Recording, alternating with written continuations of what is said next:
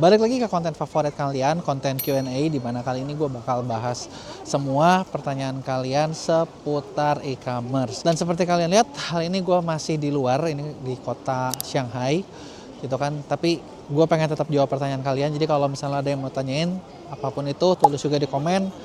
Nanti ketika ini gue bakal bikinin jawabannya di Q&A berikutnya, oke?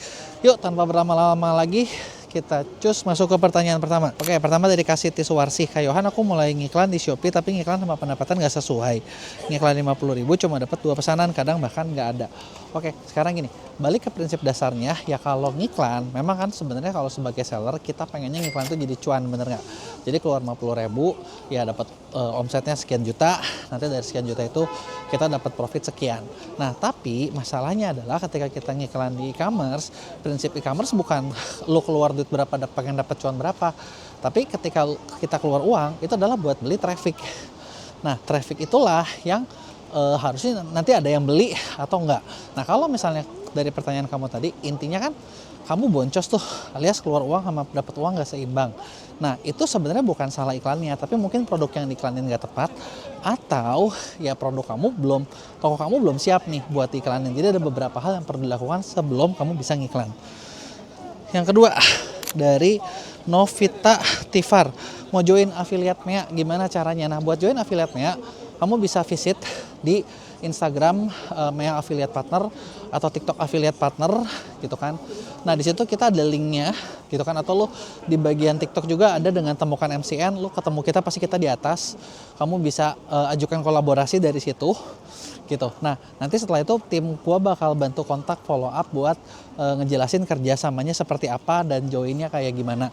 Karena fair ngomong, kita sebenarnya pengennya bisa ngajak masuk semua kreator, tapi makin kesini ibaratnya tuh ada standar yang dari TikToknya, jadi kita nggak bisa terima semua kreator gitu. Jadi kita mulai bakal kebagi nih kreator-kreator potensial yang bisa kita angkat gitu ya. Terus berikutnya, ketiga, dari Jirjis. Kak, kenapa sebagian produk aku ada yang nggak bisa terdaftar di flash sale dan di harga coret ya? Sebelumnya bisa. Nah, ini gue nggak tahu nih ya, lu nanya di TikTok apa di Shopee ya. Tapi kalau misalnya ada yang nggak bisa, nah itu mungkin dianggap nggak eligible dari platform.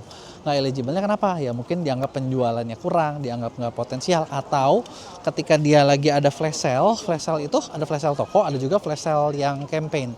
Nah, kalau kayak flash sale campaign, dia tuh ada tema-temanya, ada periode-periodenya. Kalau nggak matching ya bisa jadi nggak bisa keterima.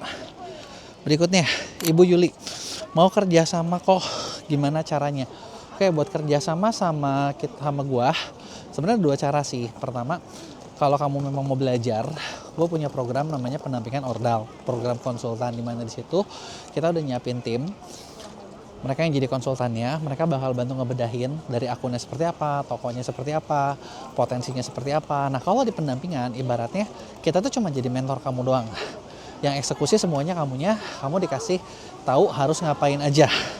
Nah, tapi kalau misalnya di Mea Agency, nah kita bukan jadi mentornya, kita yang melakukan, kita yang bakal melakukan kerjanya seperti apa. Tapi kalau di Mea Agency, kita nggak, ini ya maksudnya, kalau di pendampingan kita lebih ke ngarahin, yang ngasih tahu kayak gini, goalnya seperti ini, ngajarin ya. Kalau di Mea Agency, kita nggak ngajarin. Lebih tepatnya kita memang langsung praktekin aja. Oh, kamu ngambil servisnya katakanlah 50 video gitu ya. Ya udah, kita bakal risetin, bikin konten seperti apa, bikin konsepnya. Nanti kamu lihat juga, udah kamu setuju, ya udah kita langsung bakal jalanin semuanya. Gitu, ngerjain semuanya sesuai dengan yang udah kita bahas ya. Terus berikutnya ada dari Moza Adara. Kok kayak gini ya, saya jualan dapat 3 juta, tapi keterima cuma 2.740. Sisanya kemana ya? Sebelumnya nggak pernah segede ini potongannya, bakal tutup jualan online ini mah. Gini, kalau kamu keterima 3 juta terus keterimanya 2.740, itu kemungkinan ada beberapa. Satu, itu ada biaya admin. Biaya admin sebelumnya nggak ada karena memang admin itu dikenainnya tergantung ya. Kalau Shopee itu 50% pertama gratis, 50 order pertama gratis, setelah itu bayar.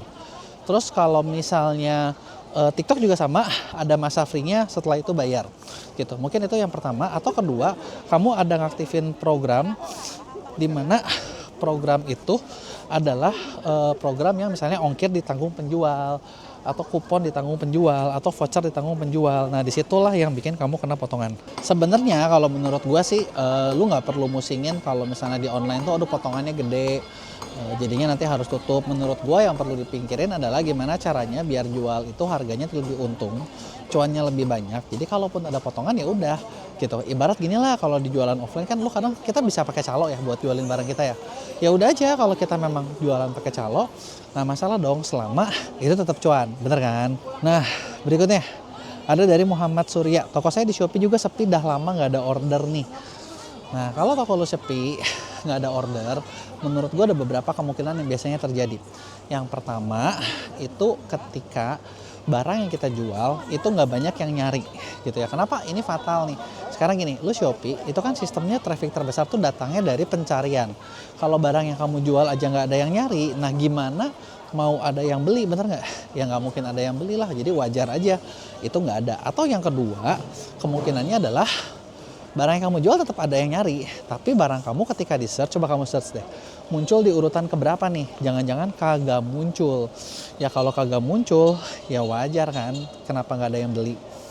Nah, pertanyaan berikutnya Nino Boyo.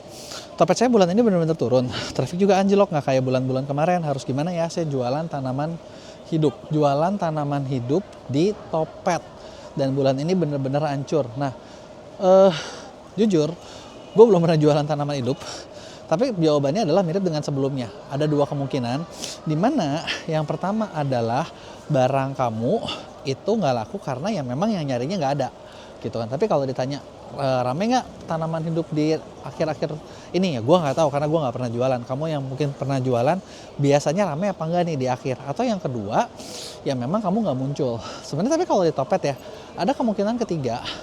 Kemungkinan ketiga itu ketika barang kamu bukan nggak oke sih, tapi kan Topet kan integrasi TikTok ya, dan banyak seller TikTok yang ternyata jualan tanaman hidup juga. Jadi persaingan kamu mendadak nambah banyak dengan seller TikTok, ditambah mereka kan bikin konten juga, artinya pencarian mereka trafficnya bakal lebih tinggi gitu. Nah, pertanyaan terakhir dari Freak Kick. Ini biaya admin naik lagi, nggak ada gerakan demo apa ya? Para UMKM diem-diem aja nih.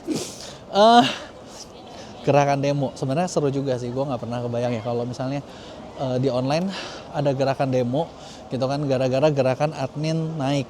Tapi iya memang fair ngomong nggak ada yang demo sih gitu kan. Mungkin mereka udah biasa kali ya seller-seller online, karena tiap tahun juga kalau kalian perhatiin biaya admin pasti naik, pasti ada penyesuaian, nggak cuma di Shopee, semua juga begitu gitu. Memang kalau, tapi gini, prinsipnya adalah kalau kita ngelihat yang namanya biaya admin setiap tahun memang pasti bakal makin mahal. Tapi sebenarnya gue pengen ngajak kalian mikir adalah jangan fokus di biaya admin ya, tapi fokus ke berapa banyak order yang bisa lo dapat. Kalau ordernya bisa banyak ya udah nggak masalah. Tapi kalau ordernya nggak banyak, ya kalau order banyak nggak banyak juga lo nggak rugi juga sebenarnya gitu kan. Sebenarnya prinsipnya sih kalau gue sih, kalau jualan online ya, kalau kata gue, yang penting adalah berapa banyak bisa dapat order, bisa nggak naik terus. Kalau bisa naik ya udah, biaya admin selama masih untung ya udah gitu kan. Atau kalau misalnya lo pusing-pusing amat, ya bikin e-commerce sendiri. Atau kalau nggak, ya maksud gue kalau bikin e-commerce sampai platform lebih ribet ya. Ya jualan sendiri lah, bikin website sendiri, jadi jualan sendiri lewat online, bisa di check out sendiri, jadi meskipun biaya admin nambah terus, lu nggak kerasa. Oke, jadi itu dia tadi beberapa pertanyaan kalian udah gue jawab di Q&A. Kalau masih ada yang mau tanyain, tulis di kolom komen, gue bakal jawab di Q&A berikutnya.